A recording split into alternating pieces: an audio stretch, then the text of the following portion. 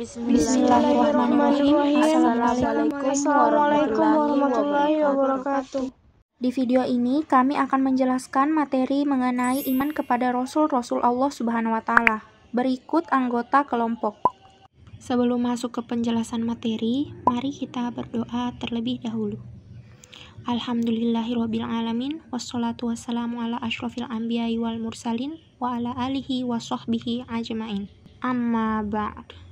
Ada beberapa bagian dari materi yang akan kami jelaskan. Yang pertama, pengertian. Yang kedua, sifat-sifat. Dan yang ketiga, tugas. Serta yang keempat adalah hikmah beriman.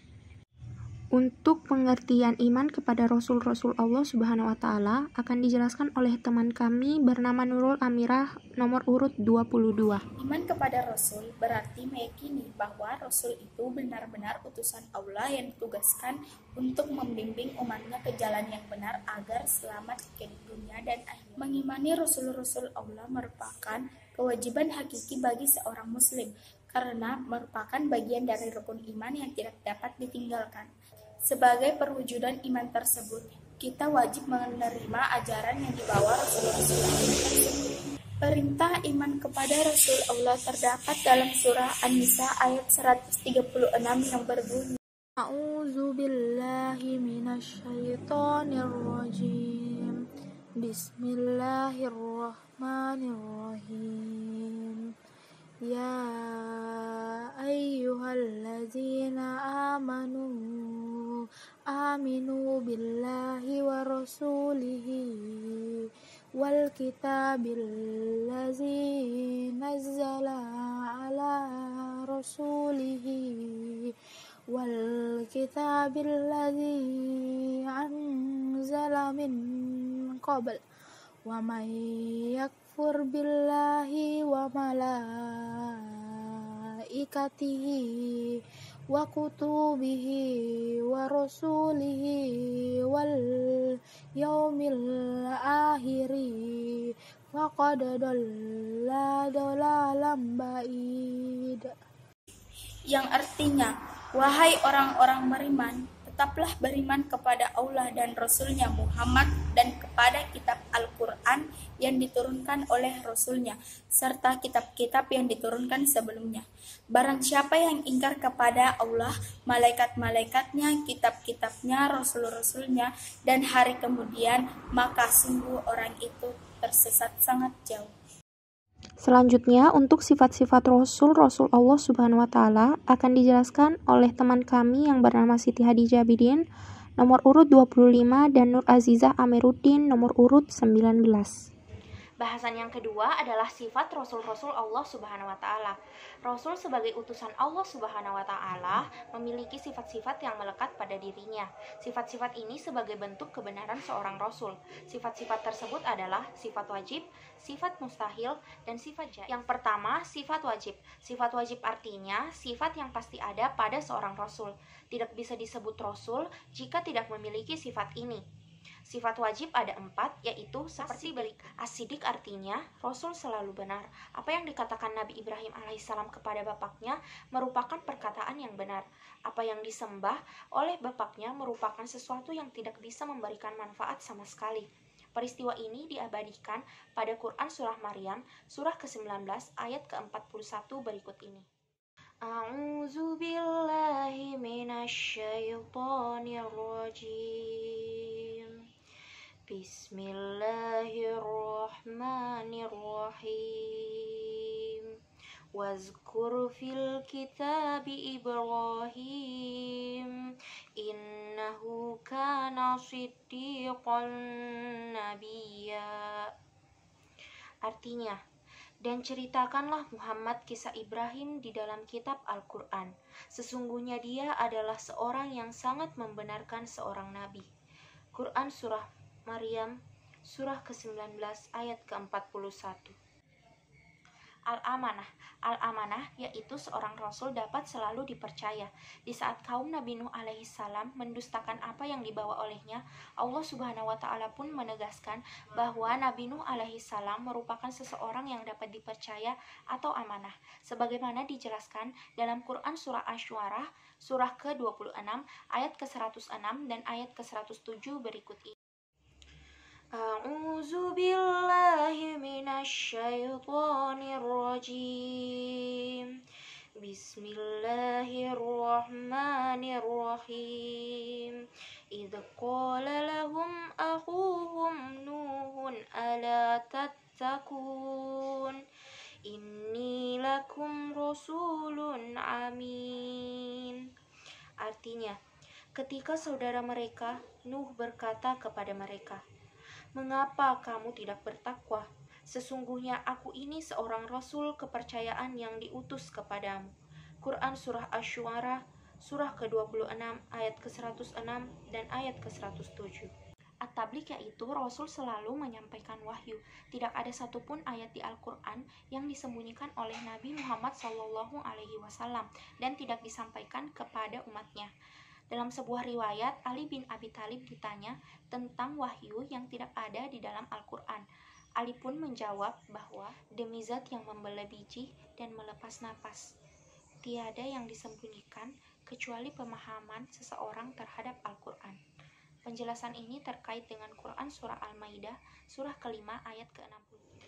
A'udzu billahi minasyaitonir rajim.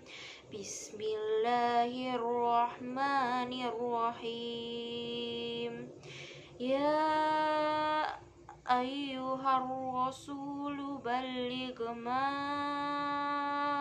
unzila ilaika mir rabbik wa in lam taf'al fama ballaghta risalatah wallahu ya'simuka minan nas innallaha la yahdil qaumal kafirin.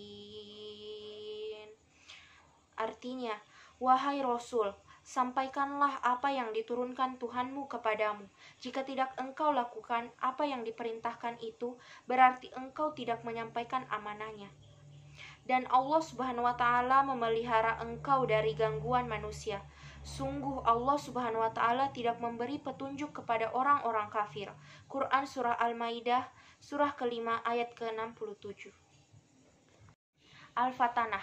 Al-Fatanah yaitu Rasul memiliki kecerdasan yang tinggi. Ketika terjadi perselisihan di antara kelompok kabilah di Mekah, semua kelompok memaksakan kehendak untuk mengangkat Al-Hajar Al-Aswad di atas Ka'bah.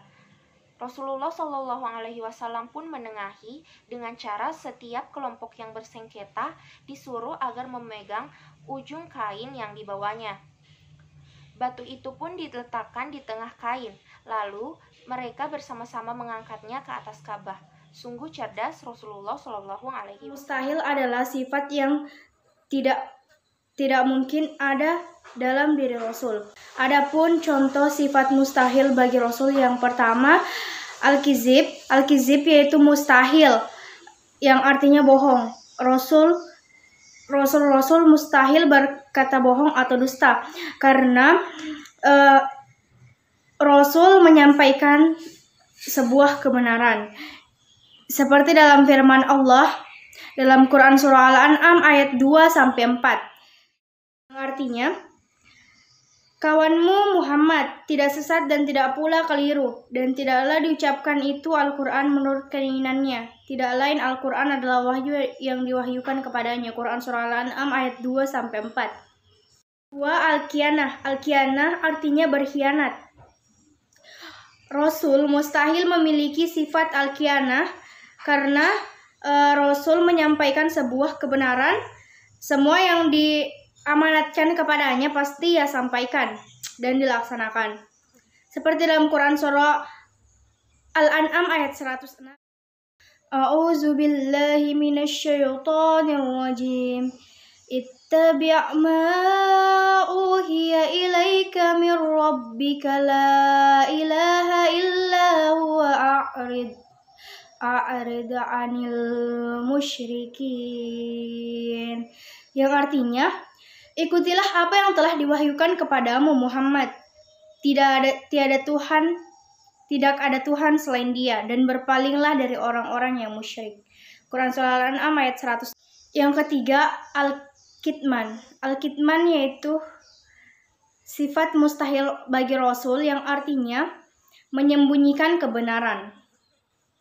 Setiap firman yang ia terima dari Allah Subhanahu wa Ta'ala pasti ia sampaikan kepada umatnya dengan kebenaran. Seperti dalam firman Allah dalam Quran Surah Al-An'am ayat 50 yang artinya, katakanlah Muhammad, aku tidak mengatakan kepadamu bahwa perbendaharaan Allah ada padaku, dan aku tidak mengetahui yang gaib, dan aku tidak pula mengatakan kepadamu bahwa aku malaikat. Aku hanya mengikuti apa yang diwahyukan kepadaku. Katakanlah, apakah sama orang yang buta dengan orang yang melihat? Apakah kamu tidak memikirkan? Yang keempat adalah al-balada. Al-balada artinya bodoh. Al-balada yaitu mustahil bagi Rasul. Meskipun Rasulullah SAW tidak bisa membaca dan menulis, tetapi ia pandai. Seperti dalam firman Allah, Quran Surah Al-A'raf ayat 199. Seperti dalam firman Allah dalam Quran Surah Al-An'am ayat 50 yang artinya, katakanlah Muhammad, aku tidak mengatakan kepadamu bahwa perbendaharaan Allah ada padaku, dan aku tidak mengetahui yang gaib, dan aku tidak pula mengatakan kepadamu bahwa aku malaikat. Aku hanya mengikuti apa yang diwahyukan kepadaku. Katakanlah, apakah sama orang yang buta dengan orang yang melihat? Apakah kamu tidak memikirkan? Yakni sifat jais. Apa itu sifat jais? Sifat jais bagi Rasul Allah adalah sifat kemanusiaan, yaitu al-ardul basyariyah. Artinya, Rasul memiliki sifat-sifat sebagaimana manusia biasa, seperti lapar, haus, sakit, tidur, sedih, senang, berkeluarga, dan lain-lain sebagainya. Bahkan seorang Rasul tetap meninggal sebagaimana makhluk lainnya. Di samping Rasul memiliki sifat sifat wajib, lawannya yaitu sifat mustahil, dan Rasul juga memiliki sifat jais. Tentu saja sifat jaisnya Rasul dengan sifat jaisnya Allah Subhanahu wa Ta'ala sangat berbeda. Seperti dalam firman Allah Quran Surah Al-Mu'minun ayat 33 yang artinya, orang ini tidak lain hanyalah manusia seperti kamu. Dia makan seperti apa yang kamu makan, dan dia minum seperti apa yang kamu minum. Quran Surah Al-Mu'minun ayat 33. Selain dari sifat-sifat yang telah dijelaskan tadi, Rasul juga memiliki sifat yang tidak terdapat pada selain Rasul, seperti ismatur Rasul adalah orang yang maksum, terlindungi dari dosa dan salah dalam pemahaman agama, ketaatan, dan menyampaikan wahyu Allah Subhanahu wa Ta'ala. 2. Iltizamu Rasul adalah orang-orang yang selalu berkomitmen dengan apa yang mereka ajarkan. Lanjut, tugas Rasul-Rasul Allah Subhanahu wa Ta'ala akan dijelaskan oleh teman kami bernama Ida Sakila nomor urut 12. Baiklah, saya akan menjelaskan tugas-tugas Rasul. Yang pertama yaitu menyampaikan risalah dari Allah Subhanahu wa Ta'ala. Yang kedua, mengajak kepada tauhid, yaitu mengajak umatnya untuk mengesahkan Allah Subhanahu wa Ta'ala dan menjauhi perilaku musyrik atau menyekutukan Allah. Yang ketiga, memberi kabar gembira kepada orang mukmin dan memberi peringatan kepada orang musyrik. Yang keempat, menunjukkan jalan yang lurus. Yang kelima, membersihkan dan menyucikan jiwa manusia serta mengajarkan kepada kitab dan hikmah.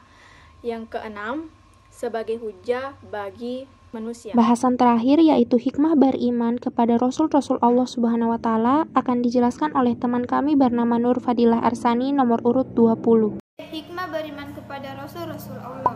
Pentingnya orang Islam beriman kepada Rasul-Rasul Allah bukan tanpa alasan, akan tetapi ada pula hikmah dan manfaat yang dapat diambil dari beriman kepada Rasul-Rasul Allah.